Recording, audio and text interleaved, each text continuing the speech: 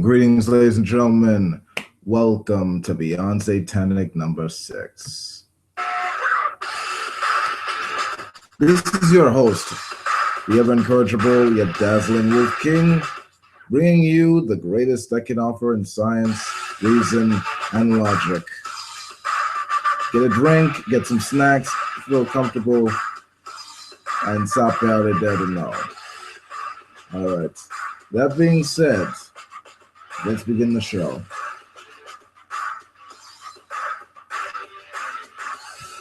Okay. All right, I sent the link out. Actually, let me just do an extra double check to make sure that's done accurately. I hate how this system's going. I honestly just liked it when I could just put the link out there. Unfortunately, because of these annoying fucking snipers, I have to personally deliver it to people like a fucking annoying ass errand boy. Let me just, okay, I'm going to do that. Okay, who else wanted it? Okay, the Doctor, Secular's Revenge. Okay, let me just,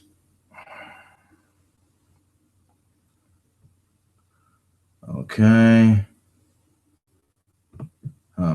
G-Man invited me for that evolution talk. Nah, I don't want to do that. You've had your chance to be taught about it several times over, Gary. You don't want to learn because you're a retard. That's not my fault. You are determined to act like that.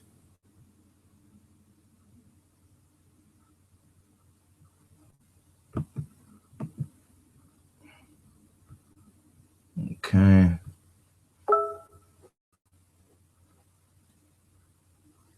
Fuck. That's just lovely.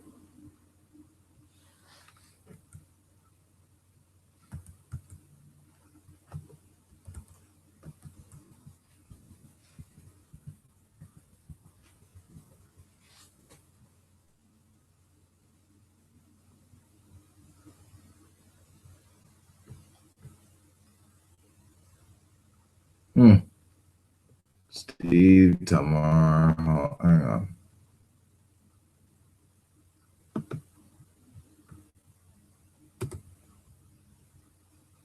I guess I should have probably done this before the fact, but whatever.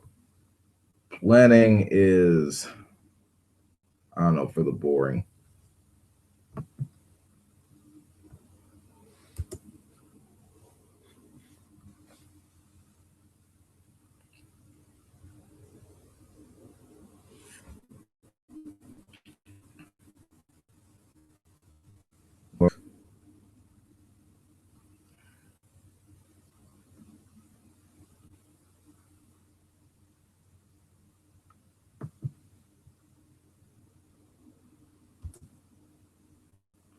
All right.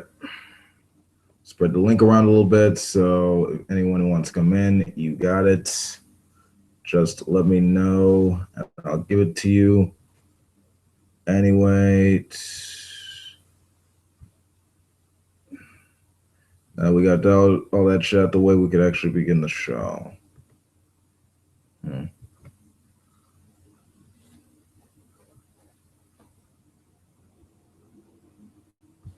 Okay, let's see what's on the Right Wing Watch blog.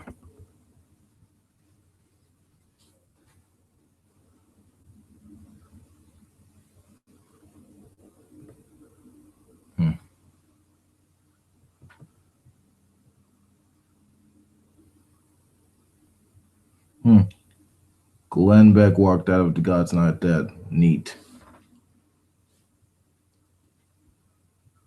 Hang on. I'm sorry, I know a lot of people like God's Not Dead. I didn't. I don't think I've ever said this on the air. I walked out of it. And here's why I walked out of it. I was sitting with my daughter, Hannah, and I said, let's go see God's Not Dead. About 40 minutes into it, I looked at her and I said, can we go? And she said, oh, Dad, I've been praying you would say that. And here's why. We talked about it on the way. What they did was they made atheists, and They demonized them. They demonized them. They did to them what we do, what happens to us. We're better than that. And they were all one-dimensional people. One-dimensional people. It might feel good to have a movie come out where we get to slap people out across the face, but that's not helpful. That's not helpful. And that's not the way to change people's minds, because as the Democrats know, change people's hearts. Their minds really don't matter.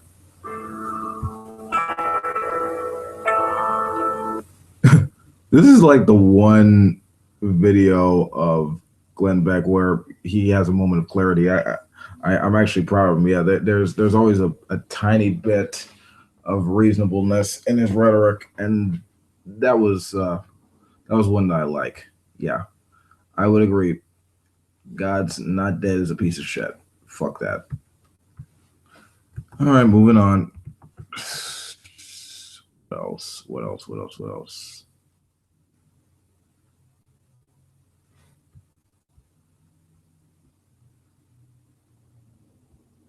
Okay. Dave Daubenmire, sissified Christianity brought us Donald Trump. I'm on a manhunt. I'm on a manhunt. You understand what I'm telling you? I'm on a manhunt. Yeah, I think I know what you mean. We're in the problem that we're in America today. I think I know what you mean. You're a bear. You're looking for a stud. George Martin and Alex Keon. Hello, gentlemen. Yo. And George, what's up, man? All right, let me just play this video. I'm gonna screen share it for y'all so y'all can see. Welcome to Beyond Satanic. I'm your host, Wolf King. Anyway, there aren't any men. There aren't any men. If there are a lot of males.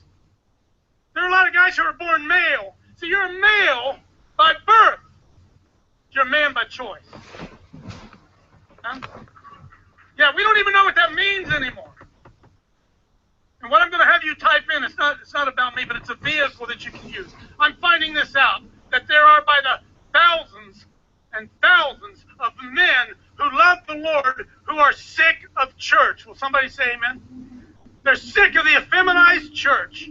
They're sick of going in there and singing sissified songs. They walk into the church, they understand something is terribly wrong in the culture, and there is absolutely no relationship from what they hear in the church to what they see going on out there. It's not really that. It's the fact that, you know, with the rise of science and reason and shit like that, more and more people just don't see a reason to go to church. Yeah, that's right. Yeah. It's not that it's sissified. I mean, it's just that it's uptight, traditional, and no one really feels the need to believe in it as much. So I mean, that's secularization. That's not really. It's not your fault or like your institution's fault. It's the fact that, you know, there's other stuff that works. So yeah. Anyone else got to say about that? Okay. All right. What with this BS? And they dropped out. Or they follow along. They come to church. They follow their wife into church. They sit down there, these type A personalities that run these multi-million-dollar businesses and are great achievers in their lives. They come in church and they just become a bump on a log. Because they can't wait to rush home and watch Fox News so they can hear from Hannity and O'Reilly, so somebody will try to connect to them exactly what's going on and what the solution is. Make America great again. And the church makes fun of Donald Trump. Where's the Christian Donald Trump? Where is that man that will stand forth like that and declare the truth that he's declaring, that will take on political correctness? I'm not talking about Trump. Where are the men of God? Where have we been? And we... You've been in the House and the Senate, and, you know, I mean, the ridiculous thing here is, like, it's you actually have to play the cold Christian game in order, or at least pander to it, if you want your voice to be heard in secular America. I mean that's the whole thing. That's what this.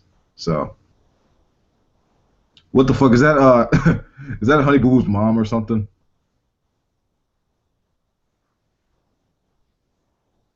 Anyway, but yeah, it's not sissified Christianity that brought Donald Trump. It's like willful ignorance that brought him about. Yeah. What is that? What? What? Oh, what? The Honey Boo Boo picture? Yes. Yeah, that's hilarious. I don't know what the fuck that was. We've created Donald Trump. We have. Our sissified Christianity, men afraid to say anything, hiding behind their wives. You don't have to say amen. It's probably hurting. I'm just telling you the truth. Okay, that guy is weird. He's on a manhunt. Stop somewhere afterward. Get a beer. I'd be surprised if I saw him in a gay bar. Talking about he's on manhunt. He needs a real bit. Like he even there's even a video about that. Hang on. Okay.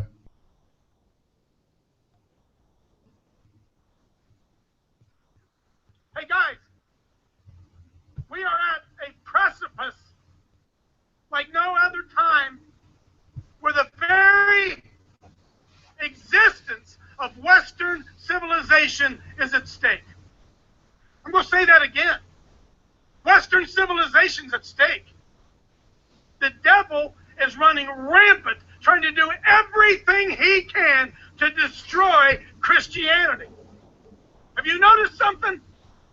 Have you noticed that all these Syrian refugees and all these Muslim refugees are sending over here? Have you noticed that they're sending to what we would consider Christian countries? They're not sending refugees, Muslim refugees to China. They're not loading them up in planes and flying them to Japan. They're not loading up these Muslim hordes and sending them to Africa. They're sending them to what has always been. Yeah, just to point out, Africa is not a country, and it's a continent, and a lot of the countries that are in Africa are actually Christian. So, because of missionaries and shit. Just a little point of reference. Christian nations all across Europe and right here in the good old U.S. of A. A lot of European countries are secular, at least for the majority speaking, like the population or whatever. And with us, or as far as our laws are concerned, we are a secular nation. We don't base our laws on religion or any shit like that. So you're wrong, son. You're wrong. Anyone else got to say to this? Oh, hey, that is bullshit. What? What would he say? I don't know. All right. If we can't open our eyes and see that this is not about race, as much as they try to make it about race, it's not about race. It's about culture. It's about the Christian culture that the settlers of America and Europe and England, that those groups took the gospel of Jesus Christ to the world. And the only thing standing between tyranny and liberty is a Christian heterosexual man.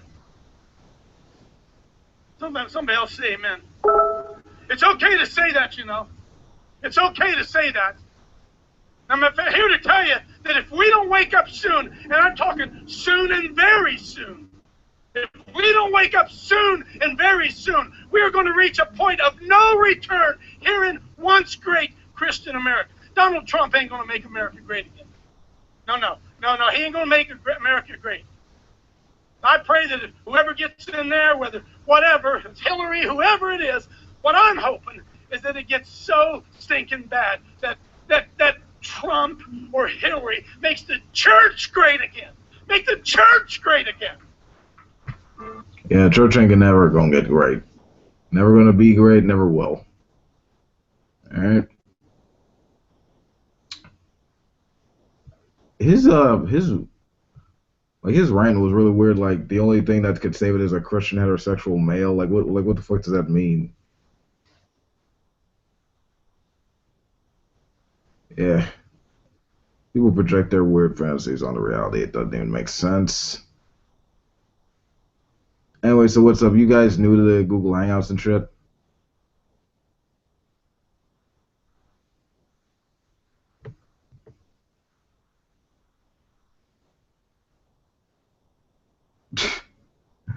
Fuck, these pictures are really fucking crazy, man.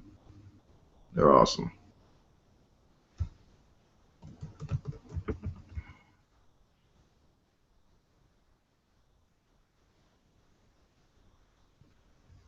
Okay, let's see what else. What else? How's business? Business? It's pretty good. What about you? Okay. Oh, it's okay. It's okay.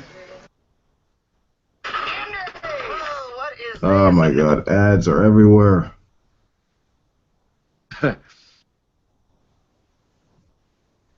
All right, what we got? Okay, vigilant Christian. Bill Clinton's America's first man is a sexual predator, and Buddy's is an offender or something.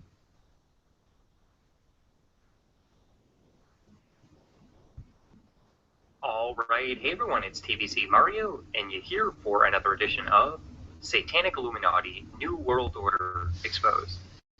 In today's video, I wanted to look at the next, well, I guess it would be the first man of America if Hillary wins. You know, normally it's a first lady, but this will be the first time that I guess we're going to have a first man. Not sure how it works out, but either way, what the fuck do you mean we? You're not even American, you dumb fuck. You're Canadian. So it's us, not you. What the fuck are you talking about? we're looking at Bill Clinton in today's video. And what I want to do here is just illustrate that he shouldn't be in any position in the government. In fact, what happened with Monica Lewinsky, well, that should prevent him from having any power ever. So I don't know how it's going to be set up. You can clarify me if I'm not getting this correctly, but since he's married to Hillary, won't that make him the first man of America? Like, how does that work? I don't know, right? You know, if Trump wins, his wife becomes the first lady, but if Hillary wins, he becomes the first ever, you know, first man. But anyways, he should not be allowed to be in government. There's so much surrounding him that this is not an individual that you want to have in a position of power in America. The Bible says we are to pray for the countries and the nations as well as the leaders. So I just want everyone, especially my brothers and sisters, well, only my brothers and sisters, to begin to pray for America. I mean, this is very... I mean, you can criticize Bill Clinton on what he did with regard to the Monica Lewinsky thing. I mean, sure, he did lie about that, but that was like a while back and shit. I mean, he has a lot of like political influence in the fact that he did do some good shit. Like, I mean, he did balance the debt. I mean, he could have actually, you know, done more and shit. He could have that could have worked, but other than that, the point is he has a lot of political influence by himself. You know, regardless of Hillary Clinton. I mean, sure, the fact that the Clintons are going to get in the White House, I mean, that's just going to add to that shit. But yeah, you really opened my eyes to possibilities. So what now? I'm going back to bed. Later. Okay. Let me just I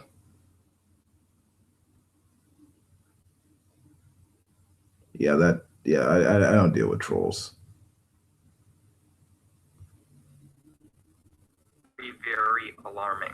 For those of you who don't know, Bill Clinton, in fact, had her buddy who's been charged with all sorts of twisted things. billionaire sex offender Epstein once claimed he co-founded Clinton Foundation. These are the type of people that Bill is associated with. I'll go ahead and read this really quickly here. So apparently there's a 23-page letter written by high-powered lawyers, Alan, don't know what that is, and Gerald Lefcourt, was apparently part of an ultimately successful bid to negotiate a plea deal before Epstein could be tried for using underage girls in a sex ring based in Palm Beach, Florida, and his private island estate on the 72-acre Virgin Islands, home-dubbed Orgy Island. Okay, so this is his buddy there. He has Orgy Island.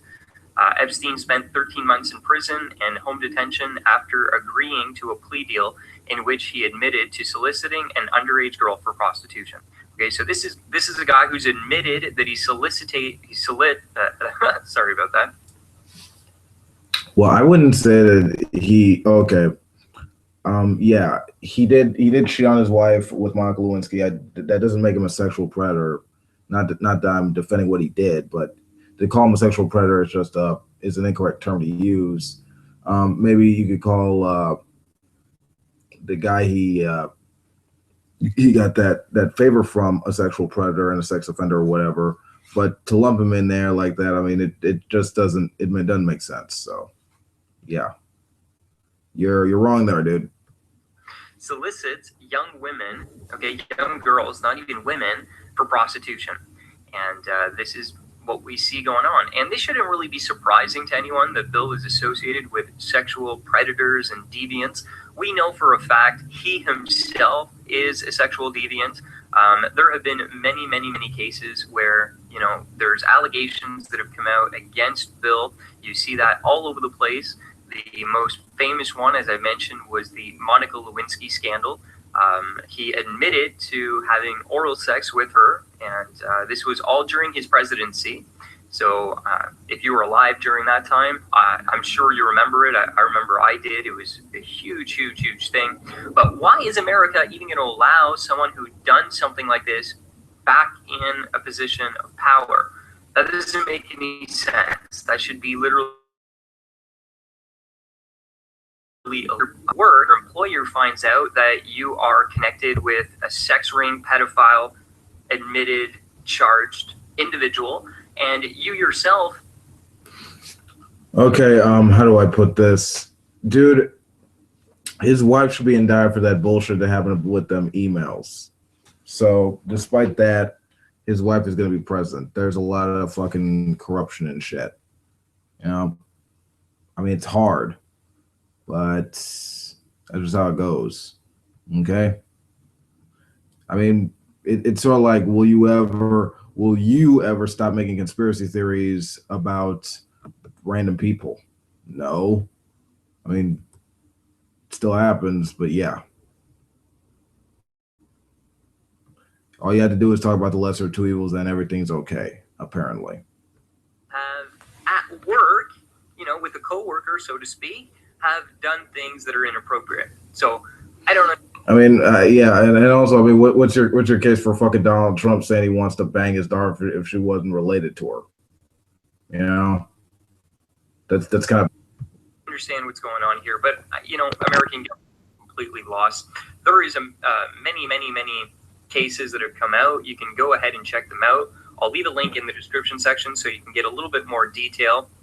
There's Rita Broderick, and she said in a 1999 episode of Dateline, she was a former Clinton volunteer. She alleged that in late 1970, Bill Clinton raped her.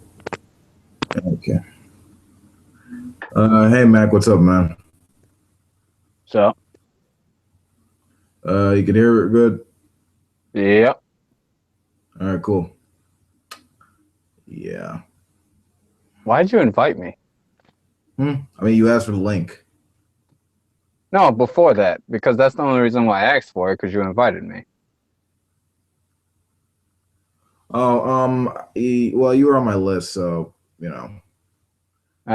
It's just an automatic thing. I invite everyone. I would have made the link public, but with that whole sniping thing, Yeah, that night I forgot to tell you the reason that my hangout was abruptly ended was because Gallus came in and sniped everyone out of the room except for me like a dumbass, and now it's kind of harder to maintain them. Oh, well, I mean, I don't blame you. I didn't know what was going on. I thought it just got disconnected. So, I mean, I don't see it as your fault or anything like that. Yeah, it's ridiculous, really. I mean, if you're bored and shit, and if you got nothing to do, don't ruin the like a discussion for everyone else. You know what I mean.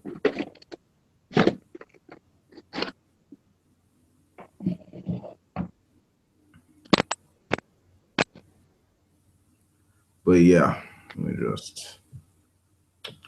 Wasn't there more people in here? Yeah, there was, but a couple of them were trolls. So. Okay.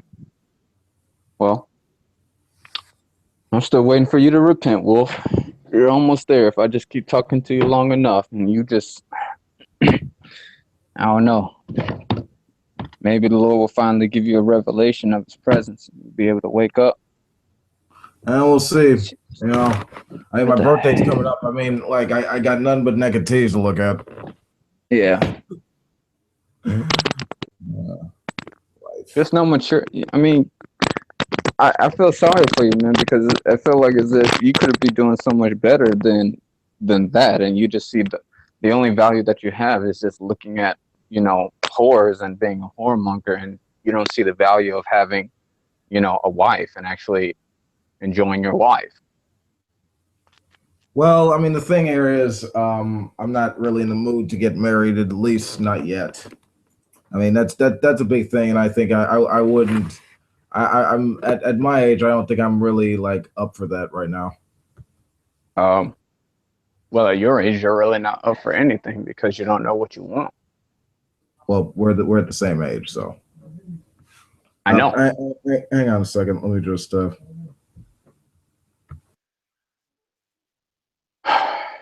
cannot find this book. Where is it?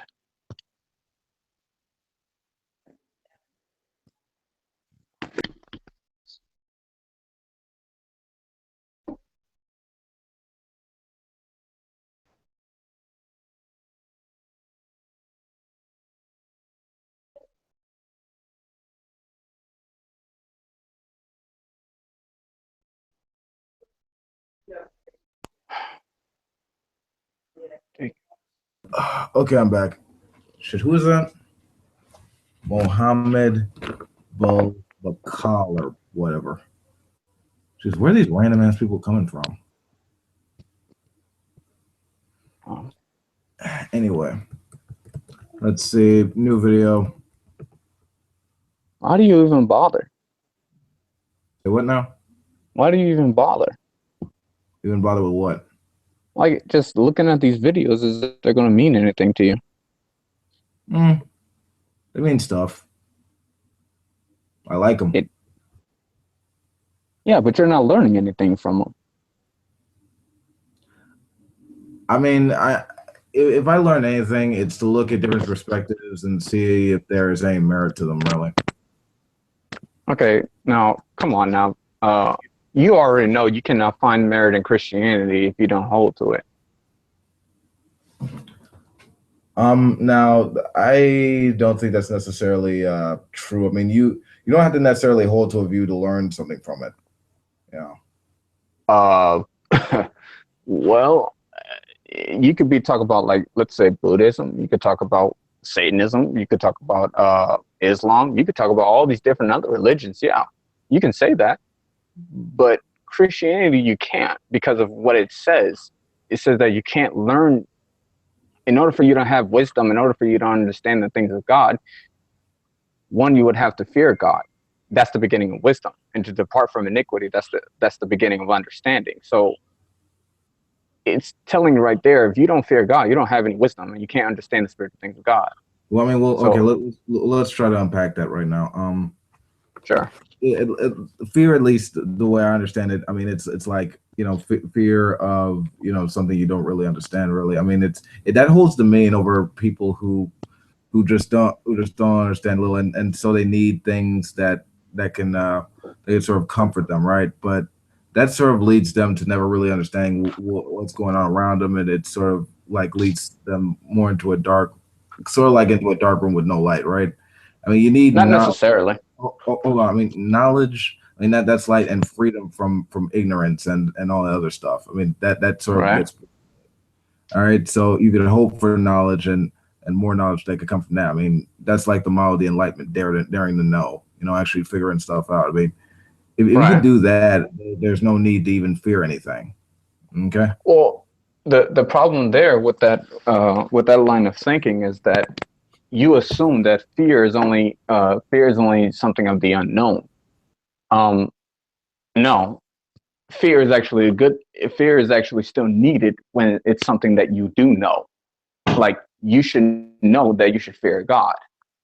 It's that simple because one, he has the power to cast you into everlasting fire, which is where people go if they don't repent. Now, God doesn't want that for you, so he shows you in various ways why you should fear him.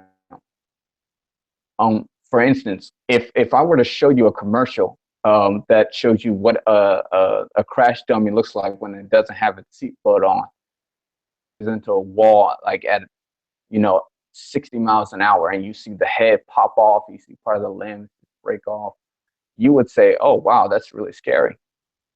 But if I show you the other clip where it shows you this is what happens to a crash dummy with its seatbelt on, you would say, "Oh, I understand what it's trying to portray to me. If I had the seatbelt on, it shows that I'll have, some safety, that I'll actually be safe from things." That shows you that that's a good reason to fear. I should fear something that even when I know my destruction is coming, that I have a safety net. I have something that's going to actually keep me safe.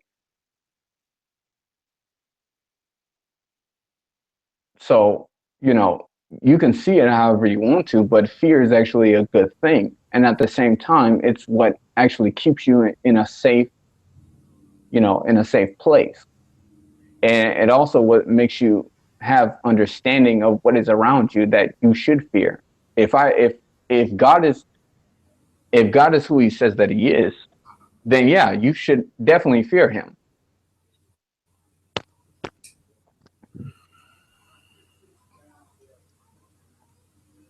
But Well, the way I see it is,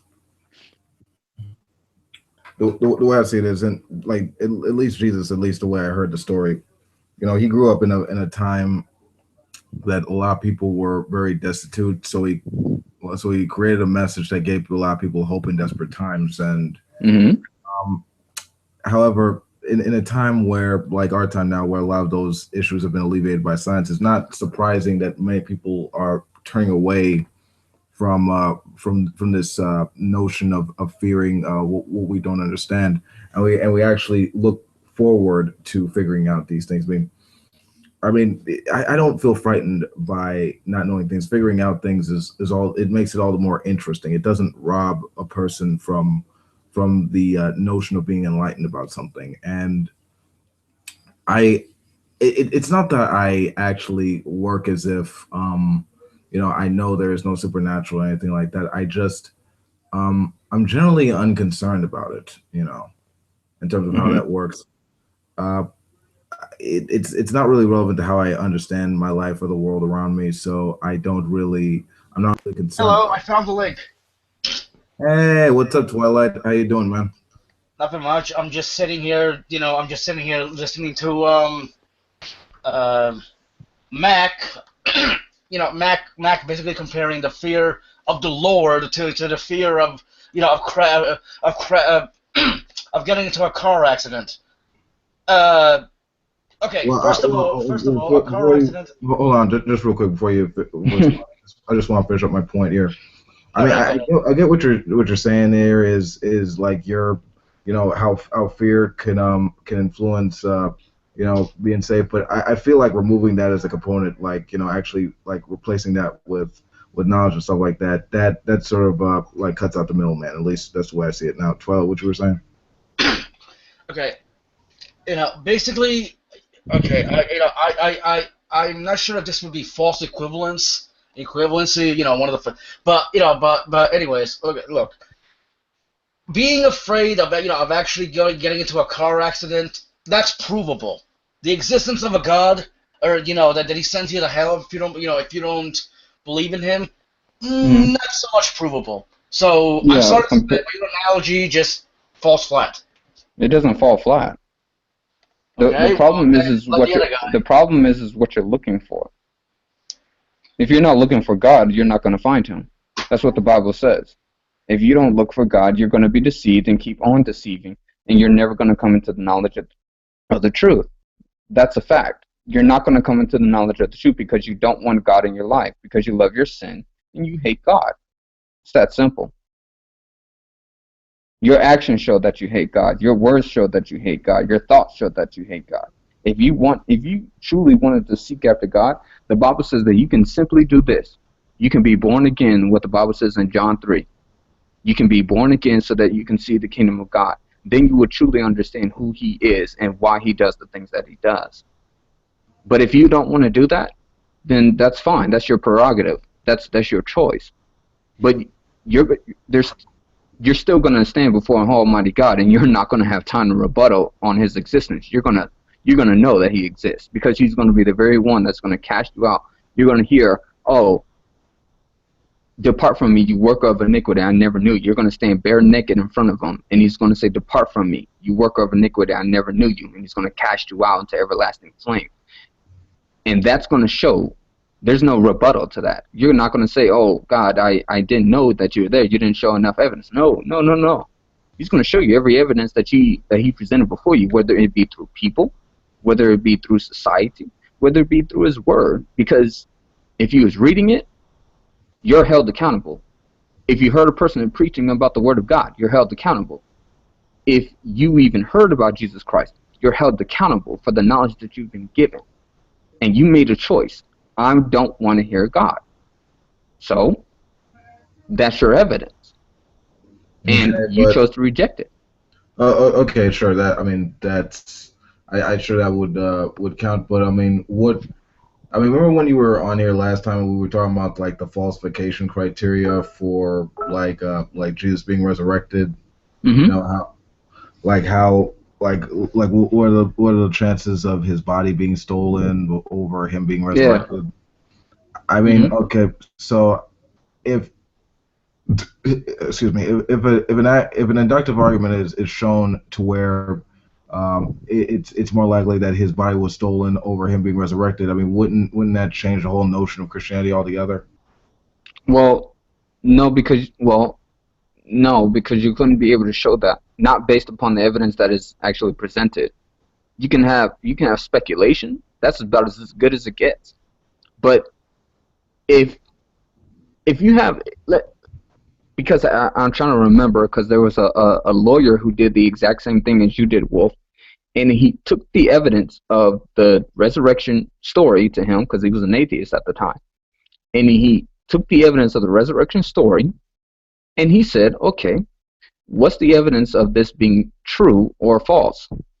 And he said that after so many years of studying the resurrection, that he said that this is more accurate and true than anything else that we can. This is more accurate and true based on any other testimony, any other historical testimony that we have today that's provable. And there's no denying it. And after that, he became a Christian. I honestly cannot remember who this guy is because I'm just bad with names. But that I mean that's the conclusion he came up with, and he studied this thing. He studied the places where this all happened. He studied the crucifixion. He studied the death and burial, and he studied the people. Okay, if all these people are in this region, what's the probability of them just hallucinating about the same man called Jesus Christ, him ascending, and then them dying for that? You can't tell me these people were on the same type of medication to where they're super high. All 500 of these people that saw him, plus women and children, probably even more than that. You can't tell me that these people were high and hallucinated so much about this that they died for a lie when they knew it was a lie. Well, I mean, I remember I heard that, and maybe you mentioned in the Bible about the 500 people. I mean, I like the eyewitness accounts of those 500 people. I mean, they're sort of like scarce in terms of history, and if you actually look at the people that, at least the people who were already established believers in Christianity at that time, you notice that a lot of these people were like actually persecuted, actually killed off, sort of systematically. Like, let's just say, for lack of a better term, getting their asses whooped because they believed this and because it was heretical at the time. And that, and if you look at the whole tradition of body snatching, a lot of those people were called resurrectionists or resurrection men.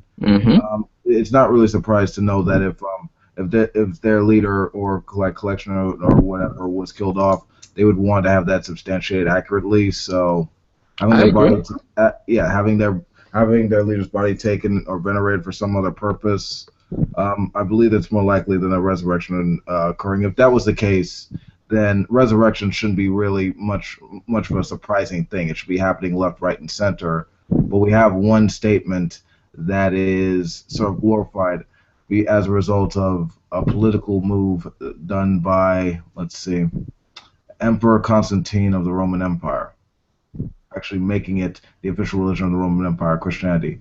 And we all know what's the cultural era of the Roman Empire. We all know the Roman Catholic Church. So. I wouldn't even call it a church. I would call that thing a cult. And yet, without that, you wouldn't have Protestant Christianity and the various... well, that's actually false. You got to study the history on that, Wolf. I wouldn't say it is. Just out of curiosity, what religion are you, Mac? I'm just a Bible-believing Christian. You're a Christian. I mean, yeah. I just got a quick question. I got a quick question for Mac. You're aware of who Martin Luther is, right? Yes, I am. Okay, and you're aware of what he did? Yes, I am. Writing his 95 complaints on the door of. Yes, I am. Okay, you do realize by what he did, he started off the whole splinter off of like Protestantism, right? No, there was already no. See, what you have is Catholicism.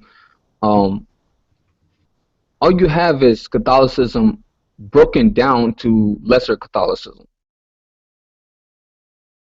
That's all you have, because Martin Luther still had Roman Catholicism teachings within his own worldview, or Christian, or well, not even Christian theology, in his own theology, in his own understanding, and that's why he was taking verses out of the Bible. That's why he was taking books out of the Bible, and that's why he didn't understand that he was not supposed to do that. But it's not a problem for Roman Catholicism to do that, because they do that all the time, and he was following suit. Now, I would say that he was at least. I would say that he was. Because he was still a heretic. But for doing that. But at the same time, he was at least more intelligent than the Roman Catholic individuals were, to a good extent, from what I've heard. But he was a major figure in the Protestant Reformation. Yeah, but I'm not part of that Reformation. I'm part of just the Bible-believing Christians that Roman Catholicism has been persecuting for thousands of years. They've been killing off Christians for thousands of years, way before Martin Luther King. I was about to say Martin Luther King. Way before Martin Luther even came into the scene. Martin Luther. No. Christians were persecuted way before him.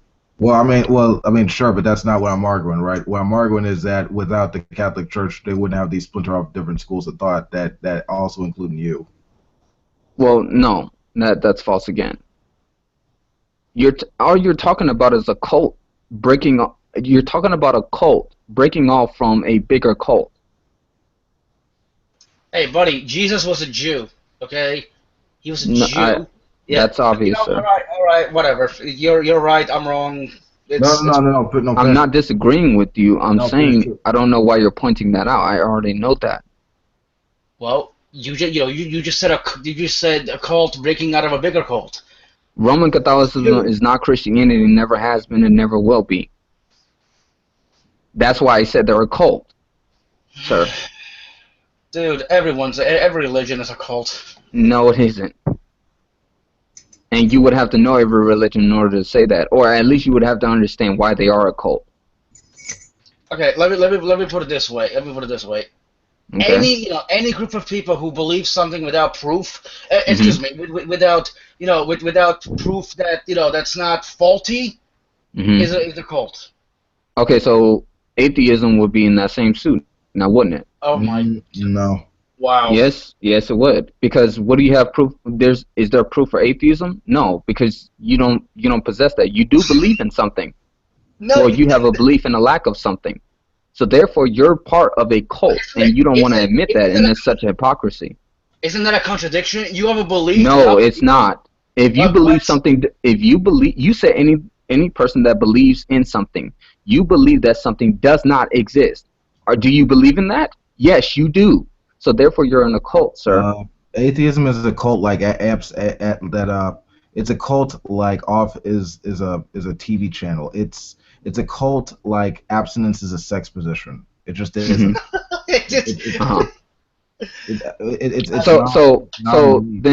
Then you're gonna have to tell Twilight here that he needs to change what he just said. That if any person that believes in something, if it's a group of people that believe in something, that without any evidence, then it's a cult. And he is pointing out that your atheism is exactly that.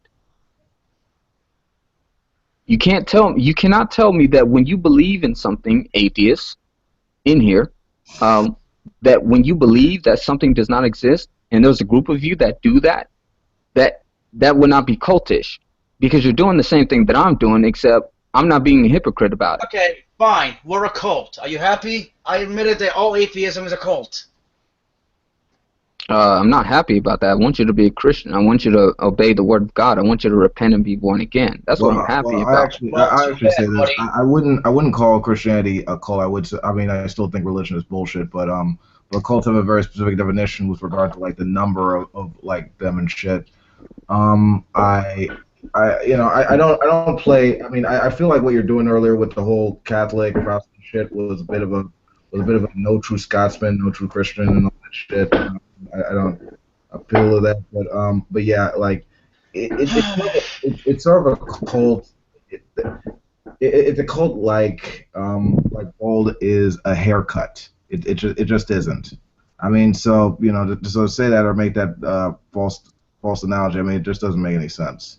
Well, let's try this. Is a Christian an atheist? Is a Christian an atheist? An atheist with regard to every other religion other than the one that's already subscribed to. What do you mean by that? You believe in Thor? No. Okay, there you go. You don't believe in Thor. You're an atheist with regard to Thor is a demon. But okay. Thor is a demon? Yes. What the fuck? Not to the Nordic believers at the time. They didn't demon. No, it still is. They perform witchcraft, and it's no different than any other type of witchcraft that's performed here. Just like it's just like if you said, okay, if I went to Babylon and I looked at their religion, their Babylonian gods and all their stuff, it's witchcraft. It will be the same thing in the Nordic religion. It's all it is you're talking about a different culture here. Okay. In a different place. Okay. But if you actually, let me ask you a question real quick. The Moses story. What did Moses do when he in the story when he was talking to the Egyptian pharaoh and he was having a match with his magicians at the time? What was that considered exactly? Was that witchcraft or something, or magic? When he turned his stick to a snake? What he was doing, no. What they were doing, yes. Okay, what was the difference between that? The difference is that one was using the supernatural power of God to where it, we're talking about violating the laws of physics as God set them up to be, to where God was displaying his power. he was demonstrating how the God that they served, Moses and Aaron, how the God that they served was more powerful than their gods. And those were what the two snakes represented. What the what the two snake charmers were doing. Because if you notice that the two snakes that was about to attack that one snake got eaten up by one snake. Mm. I mean, I'm more or less look at that as an allegorical thing. But going back to that, how exactly do you like? How do you infer that some type of miracle like that could occur or something like that? How do you like? How do you know it could occur? How do you infer that?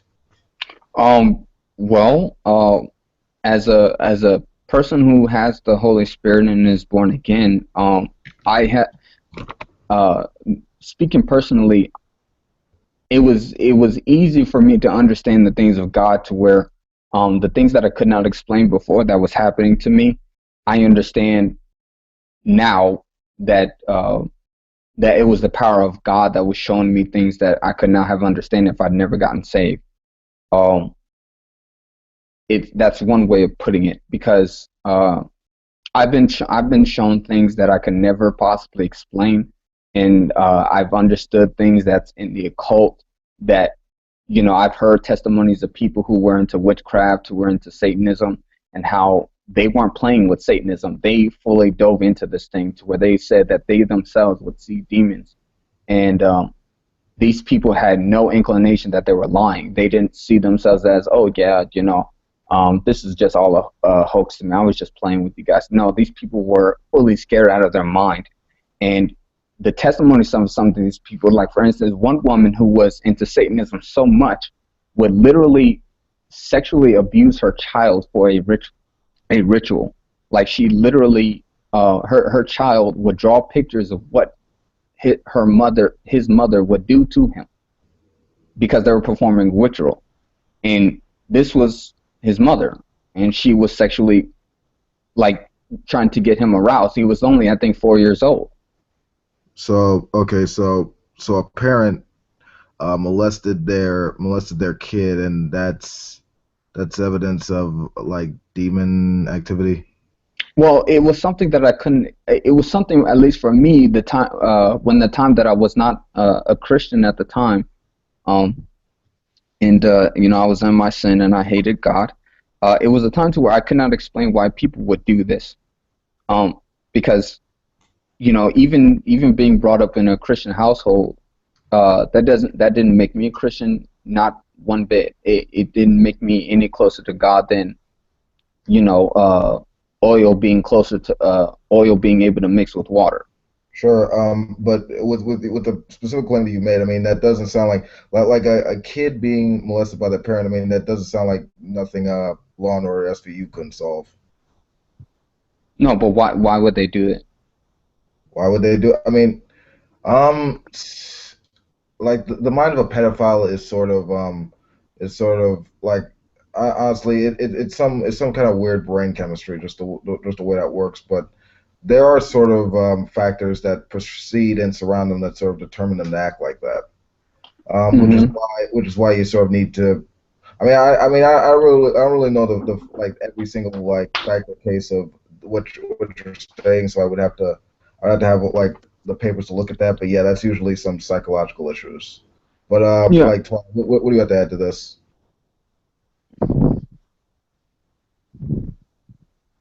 So are you there?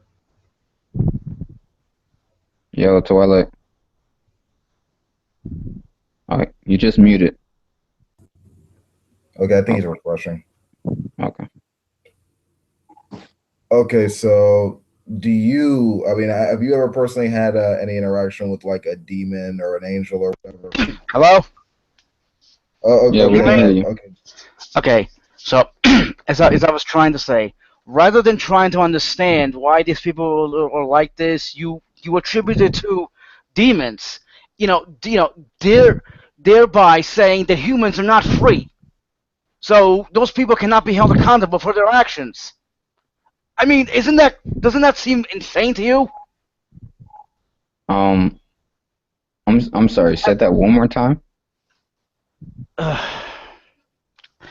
I will try to speak. Hang on a sec. I will try to speak slow, whatever the hell. You said that that because somebody was molested by somebody was molested when they were younger by a parent, and you didn't Hmm. understand why they did it. You say demons, but when you do that, No. you hold on. You are. Never mind. Never mind. I can't talk. Never mind. We're good. Okay. All right, just one If I second. got what you're saying, you said that. Okay, this child that was molested by their very own parent, not by someone else's parent, but their I own. understood you. I understood you. But I'm But you saying said this. because you didn't understand why the parent did it. It must be demons. But No, I said because that I after told the you that. fact. I said that after the fact that I did not understand why these people would do something like this, But it's still. and I ascribed it to demons because they themselves said that that's what they were doing. They were involving themselves with Oh demons, wow, and they wow! them. They didn't. They weren't using that as an excuse Uh, to excuse their behavior, didn't they? no, no, no, They- no, they- no, no. You That's know what? You know what? I'm sorry to say this. I can't. Okay, look, Wolf. I'm sorry to have come on here and basically spazzing out. I apologize. Just No, Twilight is fine. You don't have to get riled up. But if you can you do me a favor? yes. You could actually. Do you see the link I put in the side chat? Uh, no, I can't. I got out, so I didn't see the link. But if you Oh, can okay. give it to me, That's fine. I'll put it back in there for you. You could help me by reading this article for me just to switch gears. all right. You see it All now? right. Hang on a sec. I'm actually supposed to be on another stream, but all right. Hang on. Fuck it. They can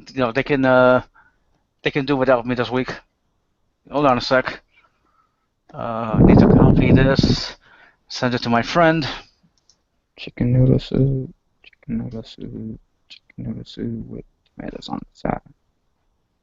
Okay. I'll actually start off and then I'll send it.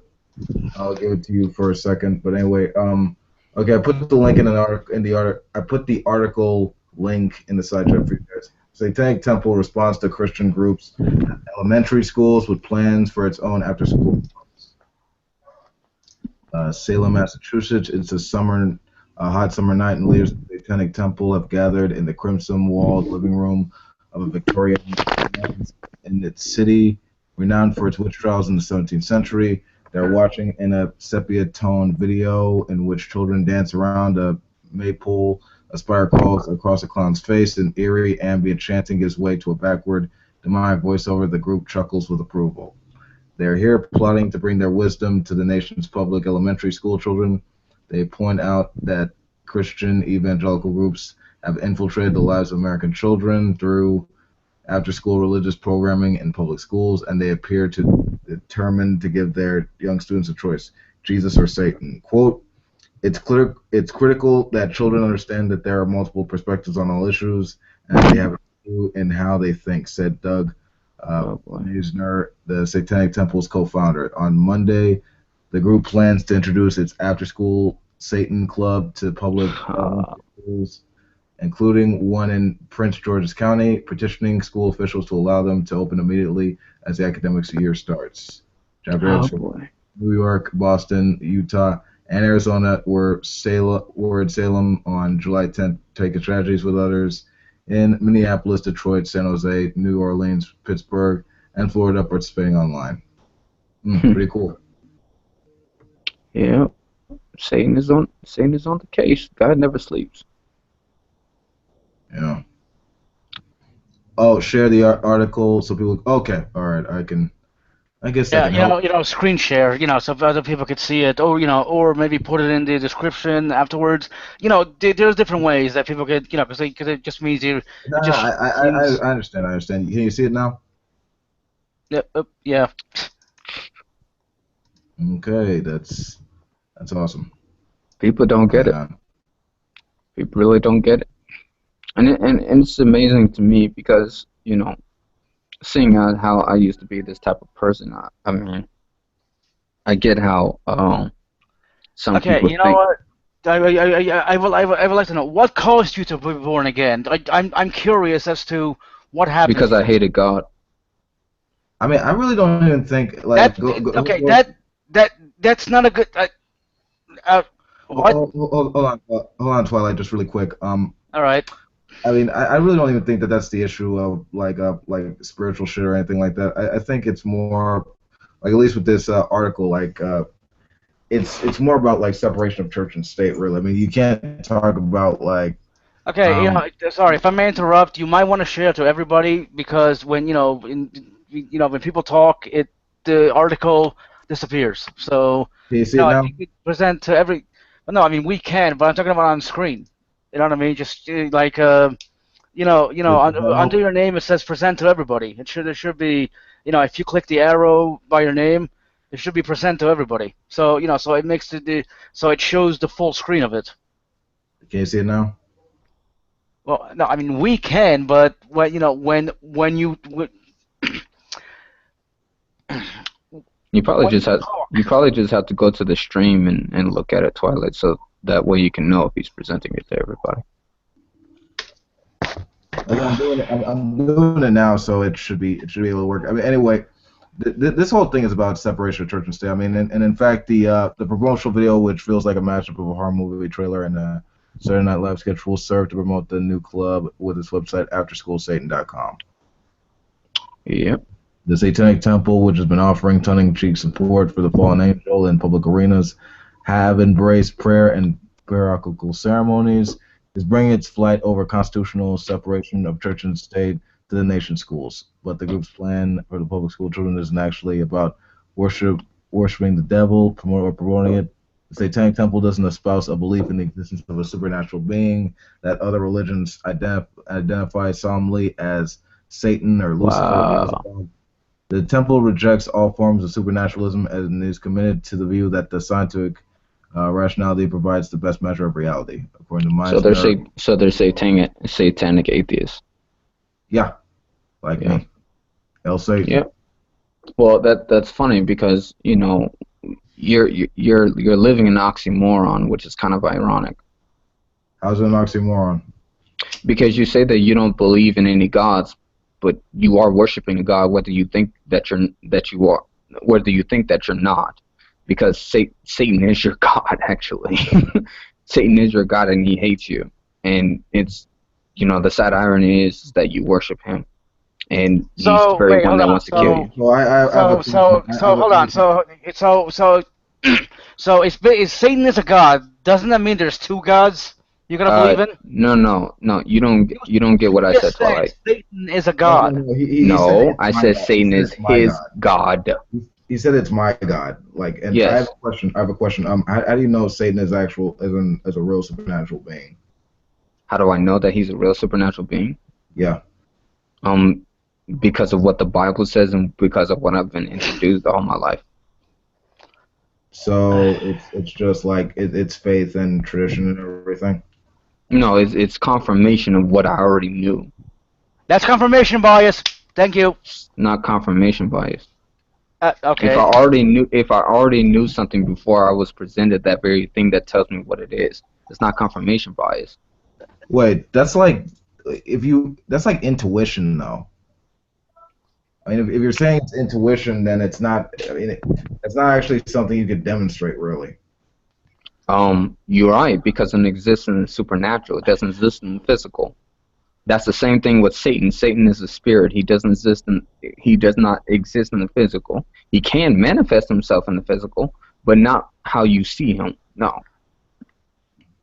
Okay, if by supernatural you mean like not physical or not bound by physical laws and stuff, how do you distinguish Right. that from like how do you distinguish that from like imaginary things, like stuff that aren't real? Well, most of the things that we know of that we say isn't real. Like, let's say, for instance, uh, uh, there's mythical beings called fairies. Okay. I cannot remember what country it started from. Um, Gosh, it's been so long.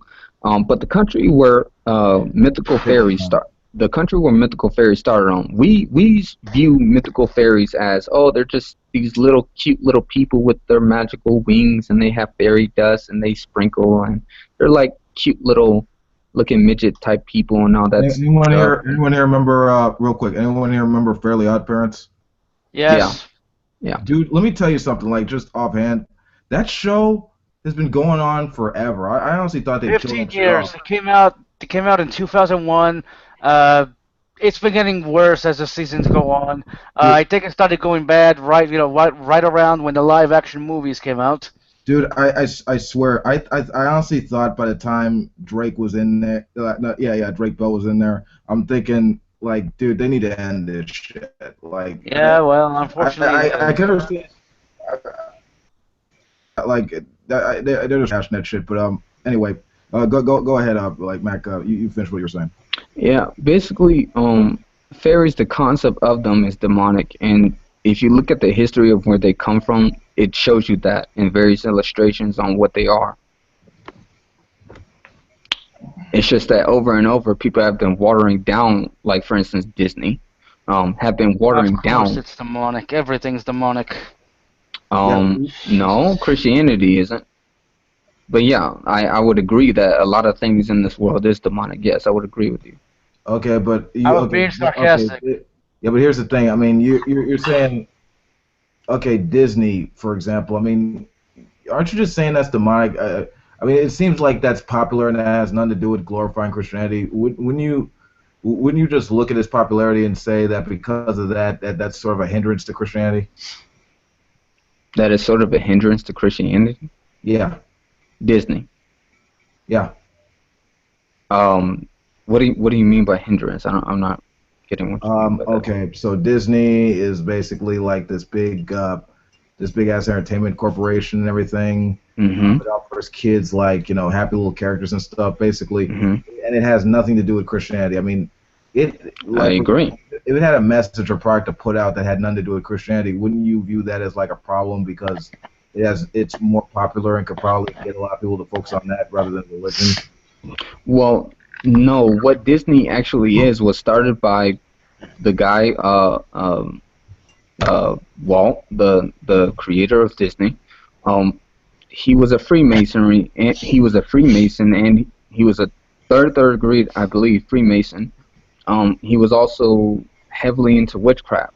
So, yeah, a lot of things that they do is very satanic and evil, and they just do it in smoke and mirrors through little kid shows. So, yeah, I understand that they're not going to put anything out as far as real biblical Christianity because they don't hold to that, and they never will. Yeah, I think the simpler explanation is that it's popular and people people have done this with almost everything, visual immersion is a great example of this. I mean, sort of from like yoga to The Simpsons to anything that doesn't have to do with Christianity and yes, it's popular. but look at what they represent. If you look at yoga, if you look at the history behind it, it's not what you think it is. It's not some simple exercise. There's witchcraft that is presented behind it. It is a religious type of thing that you do. That's what yoga is. If you look it up, research that stuff. I mean, they don't do this stuff for nothing. Like for instance, martial arts. What is it represented as? Like if you look at Muay Thai, it's a warrior's code. It's a fighting stance that they had for warriors. But it's the same thing with Tai Chi. It's the same thing with all these other different martial arts. They represent something that they're doing that has been done in the past, and Sure, that's the same. defend That's the same thing themselves. that goes. That's the same thing that goes with these ancient Babylonian type traditions that people hold. They're just watered down and used differently and probably called different names, but they're all the same thing except for one: Christianity, the Bible. Well, I wouldn't necessarily say. I'm gonna let Tony talk for a minute. Because you sound like you want to do this, and then we're gonna get back to the topic. But I wouldn't say that they're all the same, except for these cultures and different views and arts and everything else. Like they each have their own distinct like tradition or whatever. Agreed. sure they have like values and stuff that they can actually learn. But my point here is with whenever it comes to like religious people and these like conspiracy theories and everything like that, it's usually the result of things that are fairly popular, can take a lot of focus off their own religion because of the popularity of it, everything like that, and therefore they make it like it's some satanic thing. I mean, the Pokemon Go thing was like a recent thing. You know, there were people saying that was a plot to kill Christians. Well, I'm not seeing a lot of Christians dying from a little video game, so it just doesn't really make sense to me. It just sounds like paranoia and everything. But Tony, you had something? Yeah, I have to disagree with you about the part about people dying from video games, but that's another that's another issue. But I just Well, it wanted depends to on which say, dying you're talking about, but well, yeah, I agree. I'm talking about they they play the video games and then they join the army and blah blah blah. But like I said, it's another subject. But I just want to state this very quickly: is that I have studied karate, American Taekwondo, and Tai Chi for many years, and the basic you have a basic understanding and belief in Christianity, and I hold that dear as far as what Jesus said. The the understanding that I have from self-defense, karate, tai chi, what have you, is that run before you fight. Fight before you maim. Maim, if I'm pronouncing that word correctly, you maim somebody. Maim before you kill. That's the code. And those people that practice that have done that until they're backed up to the wall in centuries past and millennia past. And that's why they, in my opinion, that's why they killed Bruce Lee, was he brought the open hand and foot self-defense, karate, kung fu, whatever you want to call it, to the we're more or less like the Goyim to the Chinese. We were unworthy. The white man was unworthy to have the secrets of self-defense. I rest my case. All right. So what's up, Tom? How you doing, man? Hey, what's up, Wolf?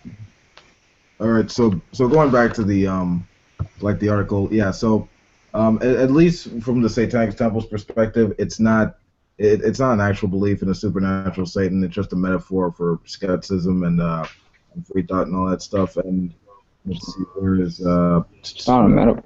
It's not a metaphor to them. It's not, and it shouldn't be a metaphor to you. Well, it is. Anyway, according to Meisner, who goes by the professional name Lucian Greaves, Satan is just a metaphorical construct intended to represent the rejection of all forms of tyranny over the human mind. The curriculum or the proposed after-school clubs emphasizes the development of reasoning and social skills. The group says meetings will include a healthy snack, literature lesson, creative learning activities, a science lesson, puzzle solving, and art project. Every child will receive a membership card and must have a signed parental permission slip to attend. Quote, we think it's important for kids to be able to see multiple points of view, to reason things through, to have empathy and feelings of benevolence for their human beings, said the Satanic Temple's Utah chapter head, who goes by the name Chalice Bill. Yeah. No. It's still no. No. So yeah, that's pretty cool. No, it's Hey, Mac. not. Long time no see, buddy. Shut up, Tom. How you been? All right. You got my money. So I mean, yeah, this is just another group in the public sphere looking for their free their spot to speak their mind, and they got it. It's pretty cool. Yeah, you think it's cool? Okay. Yeah, I don't see the harm from it. What was that, Tom? You want to add on this? I didn't say anything, but I mean, it's just I was talking about Tom R right here, not you, Okay. Tony. I haven't heard the whole thing, but I don't see. It seems like a principled thing, and I don't really see the harm in it, right? In Satan concepts being taught to little children or something. I've looked at I looked at their commandments. I mean, they're not. They seem a lot of them are actually in line with Christianity. Well, there's another thing here that about Christianity is that at one point Lucifer was called the light bringer, and no, he's not. Yeah, he was called something that Jesus is called now in the New Testament. The light bringer or you're talking light, about something or other. Lucifer itself. That's what it means. It's called light bringer. The difference is though is that in Isaiah 14 is what you're referencing. It's talking about a mocking representation of something that he's trying to be. Well, Jesus has that title now. Yeah. Okay. So anyway, so just going back to get Tom up to speed. Yeah. It's what it's talking about is this is a satanic alternative to After School Club. They're gonna open this up on Monday, including one in Prince George County, petitioning school officials to allow them to open immediately as the school academic year clears. Head New York, Boston, Utah, and several other places. So yeah. It'd be interesting to see how many children in Utah actually attend that organization. I guess we'll just have to wait and see. Yeah, and they get to learn reason, social skills, science lesson. Let's see what else they got. Oh, they have. Airman, sorry, that's the wrong one. I'll send you the right one. Let's see. They got a literature lesson. They're just getting opened up to different things. I mean, that's fine. Yeah, being open up to different things doesn't make those things good, and it doesn't mean you should do that. I have to agree with you on that one. But it should be everybody as they grow up, they have to make up their own minds. Agreed. But I'm against this type of. Well, I don't know enough about the organization at this point to really make a judgment, but it sounds weird to me, some kind of satanic or even the word Satan in something that you're going to be teaching to children, or in that context. They're not teaching Satan. It's just they are teaching Satan. Like I said, the Satan thing is just a metaphor for for being against all forms of tyranny and for skepticism and all that. Yeah, but here's the problem with that. If I teach you something about Satan, but I don't teach you the whole truth, am I lying to you? If you don't well, believe if you don't believe it and you're upfront about that, then you're not really lying. You're just being honest. How are they being honest if they're teaching you about concepts that don't apply? Excuse me. How are they being honest if they're deliberately hiding concepts from you about Satan himself?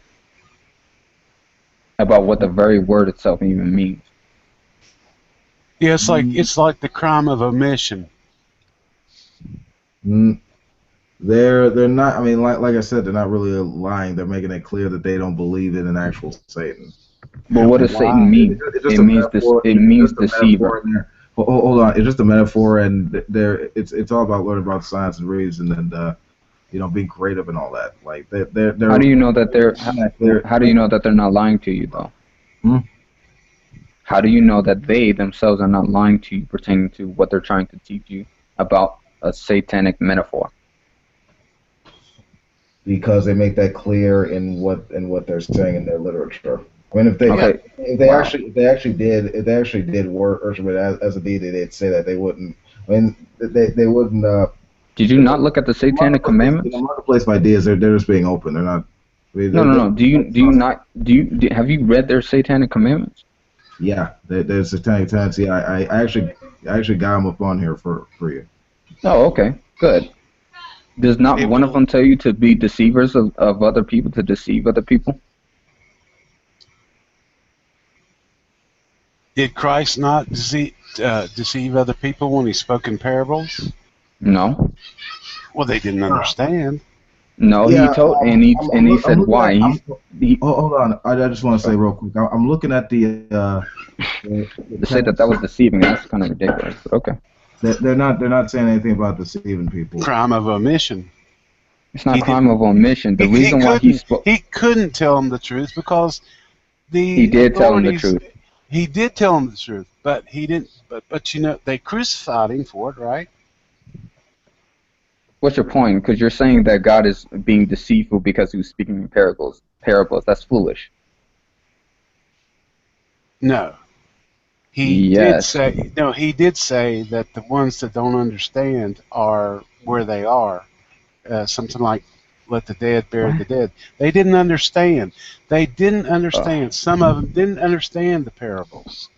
He The reason why he spoke in parables for a reason, right? Yes, he spoke in parables because the things of the spirit were not going to be understood by sinners. It was not going to be understood with people who have a carnal mind. That does not mean he was being deceitful. He was showing them on their level what the things was going on in the spirit. All he did was metaphor things that they understood in the spirit. Okay, so they could understand things. If I told you, okay, Tony, this is what Jesus Christ is trying to show you. Look at that lamb over there. You see that lamb?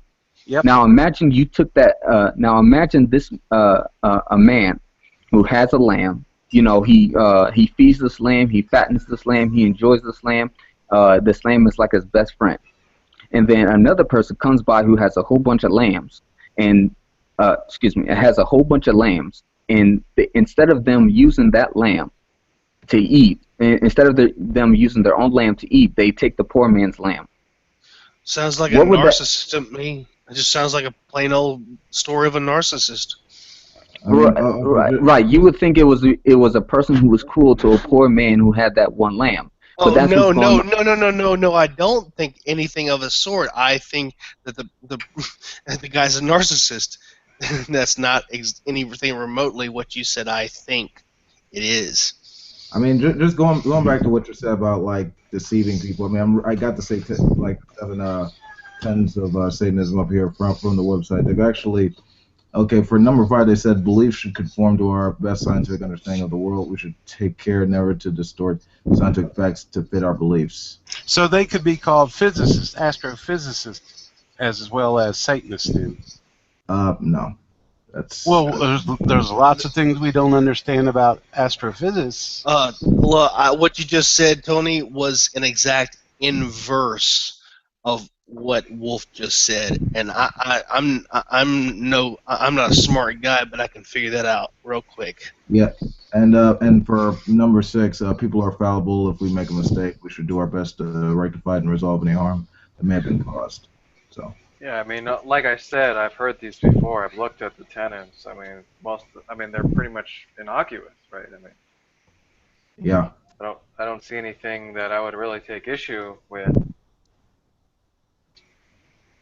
I mean, did you hear any of what of those do you object to, man?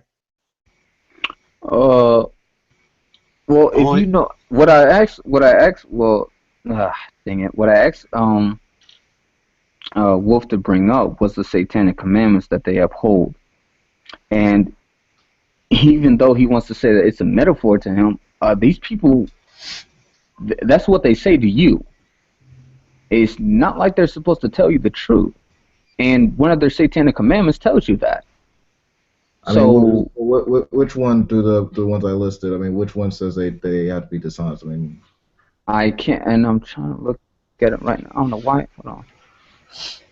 How many? Okay, there it is. How many terrorist attacks? No. How many murders have been recorded in history to be committed? Really recorded to be committed. Well, hold on. I just wanted to answer this question real quick before we move on. Okay, yeah. Okay, I'm sorry. Okay, so which one of these tenets do you disagree with? Like from 1 through 7. 1 through 7. Yeah. Read 1. Can you see like the ones in the side chat that I put in there? No, I don't have the side only, chat. only 6 of them. Oh no, there's a 7th one. Okay, let me. I'll put in the external chat for you then. Okay. All right, I'm putting him in there. Okay, do you see him now? Oh boy. One should strive to act with compassion and empathy towards all creatures in accordance with reason. Oh, that's laughable. The struggle for justice is an ongoing and necessary pursuit that should prevail over laws and institutions. One's body is inviolable, subject to one's own will alone. The freedoms of others should be respected, including the freedom to offend. To willfully and unjustly encroach upon the freedoms of another is to forgo your own. Beliefs should conform to our best scientific understanding of the world. We should take care never to distort scientific facts to fit our beliefs. Irony. People are fallible. If we make a mistake, we should do our best to rectify it and resolve any harm that may have been caused, and then need to repent. Every tenet is a guiding principle designed Wait. You just added something there. No, I said my own 2 cents in that. In other words, you just added something there. I'm not adding something to what they're saying. I'm just saying my own 2 cents, sir. Just finish reading, and I want to ask you. Every tenet is a guiding principle designed to inspire nobility in action and thought. The spirit of compassion, wisdom, and justice should always prevail over the written or spoken word. Okay. Now let's go through it one by one. I'm gonna start off with verse 7 since that's the most recent one I read, and it's kind of bugging me a little bit. It says every tenet is a guiding principle designed to inspire nobility in action and thought. The spirit of compassion, wisdom, and justice should always prevail over the written or spoken word. How can they know what standard are they using to justify what wisdom, justice is? Occam's razor. I think Occam's razor. I think they said. I think they said within like these tenets, they're sort of using like reason and like empathy and compassion and all that. Okay, so what's the standard for empathy?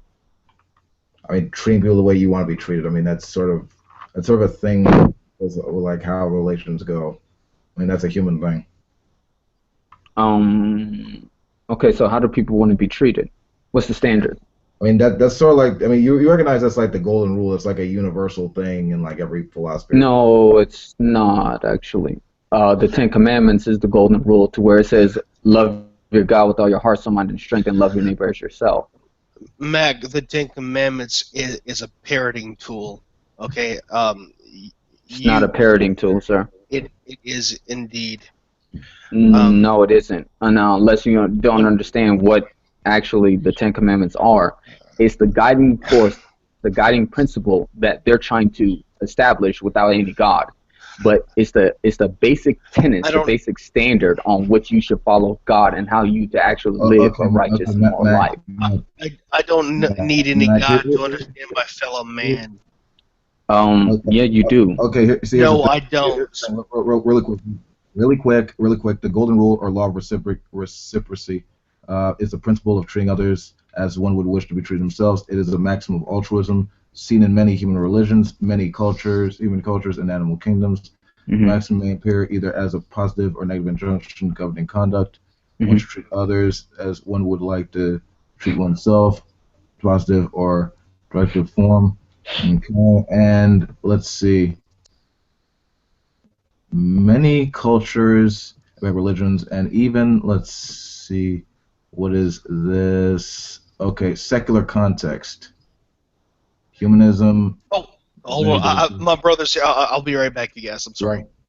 All right, it's cool. Many different sources claim the golden rule is a humanist principle. Trying to live according to the golden rule means trying to emphasize other people, including those who may be different from us. Empathy is at the root of kindness, compassion, understanding, and respect.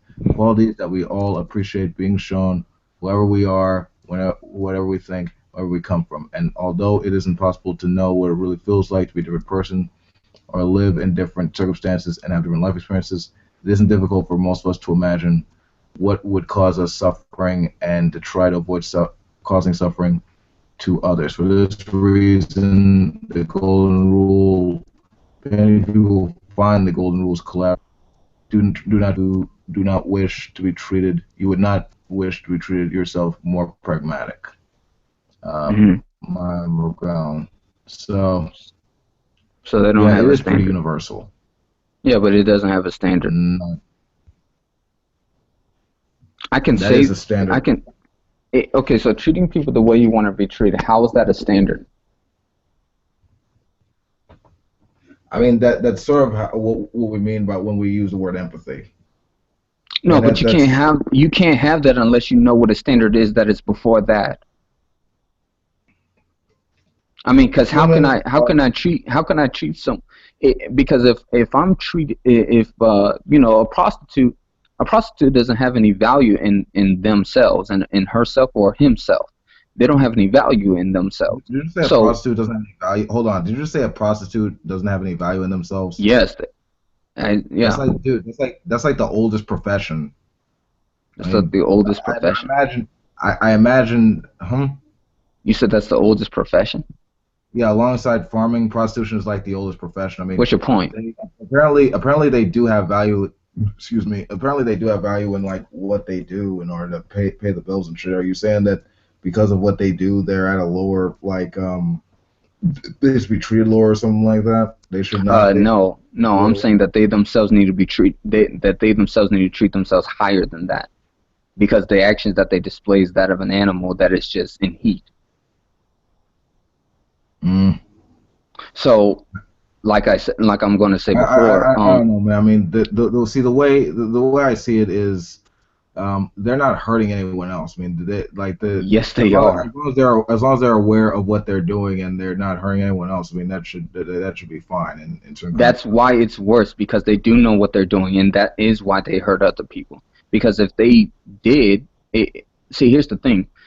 When a prostitute sleeps with someone else after they got done sleeping with 50 other guys, and they give this other guy HIV and so on and so forth, not to mention they, that person has to, that person is also sending, that person is also causing that person to be in the line of fire, because they incur the wrath of God upon them and upon themselves. Yes, they're harming themselves and they're harming other people when they do that, when they entice men. I mean, wouldn't condoms when men entice women? Wouldn't condoms sort of help that issue? No. Easily? No, it doesn't protect you from the wrath of God. That's my point. I mean, you weren't talking about the wrath of God. You were talking about HIV. Well, yeah, I was also talking about the wrath of God. So yeah, you can sleep with 100 prostitutes and never get a HIV in your life. You never get AIDS. You never get any of that. But what you do get is sexually transmitted damnation, which is basically the wrath of God, because of your sin, because of your fornication, because of sexual immorality that you're displaying. That's what you do receiving. You can't get rid of that. That's not a condom. That's not a condom. There's no condom in the world that can protect you from that. It's only by the shed blood of Jesus Christ that can protect you from that and actually tell you to stop doing it and actually keep you from doing it if you obey God. But the fact of the matter is that, like I said before, prostitutes do not show value in themselves because of what they are doing and the fact that they destroy other people's lives and they don't care. So if I wanted to treat you like that, if a woman treats you like that, does that mean that does she really know what true love is? Can she really say that she treats you, that she wants to treat you the way you should be treated? She's not offering me true love. She's offering me a chance of. She's offering me pleasure, more or less. And are you a virgin, Mike? Yes, I am. Well, thank you. That's truthful and written. So I guess you know where you know what you're talking about then. Yeah. How old are you? I'm 24. And you're still a virgin. Yes. He's my age. I don't disbelieve you, but I find that extraordinary. That's just an extraordinary. And I got all these kids in the background, so I'm gonna mute now. Yeah, I find it extraordinary too, because boy, I tell you, I had close calls. Well, I mean, I'm not saying I'm not saying you're a loser or anything like that because you didn't get laid. I mean, to each his own, right? But at least the way I see it is, I mean, they're offering that, like, it's not that they have lesser value in themselves; they're offering pleasure, right?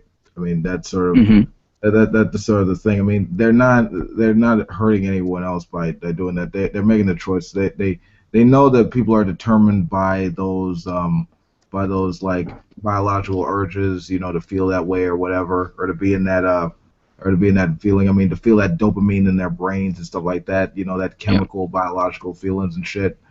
But but with that knowledge, they still are aware of the choice. I mean, and if a person does do that or do engage with like with prostitutes or whatever, they could use like condoms and stuff like that, or you know, do that to, you know, get through that. But whether or not there's some spiritual punishment or whatever, I'm a bit dubious to that. But I think you need to actually go through the experience of like I'm not saying you should get a hook or whatever, but you need to go through the experience before, you know, before questioning how what value comes from it or whatever. But well, let me ask you this then: would you say that there is nothing wrong with a person getting raped? I think there is an issue with that. Well, okay, you say that, but here's the problem: if there is no spiritual side. The reason I say that because they don't have there's no consent. There's no consent that you're forcing your will over another person. That's fucked up. Why is that a standard though? It's a standard because we have the brains that have developed over millions of years to understand the capacity of self and to push another one's will over another. I mean, that's fucked up. That's not the golden rule. That's not followed. Well, who says that? Who instituted that? Because your brain didn't tell you that. Yeah, it just did. Oh, it just did? Yeah. Is that so? That's not something that you got from someone else, that consent was the standard?